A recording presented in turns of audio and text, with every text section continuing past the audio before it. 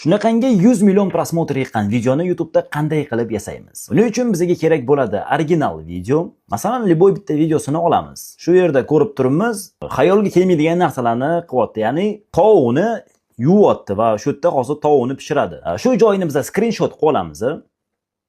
Screenshotimizni endi ChatGPT ga tashlaymiz. Napishi prompt deb yozdim, ya'ni xuddi shu rasmni promptini menga yozib berdi.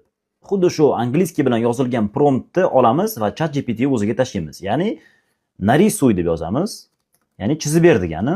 Narisuy, xuddi shu promptni qo'yib yuboramiz. Mana ChatGPT bizga rasm yasab berdi. Rasmimiz originaldan hech ajraladigan joyi yo'q. Bu rasmni biz skachat qilib olamiz. Xuddi shu saytga kiramiz. Rasmimizni shu saytga qo'ydik. Saytimizning nomi video.com deb ataladi. Endi tagida prompt yozamiz angliskiy bilan. Xuddi shu rasmni bizga video yasab berdi.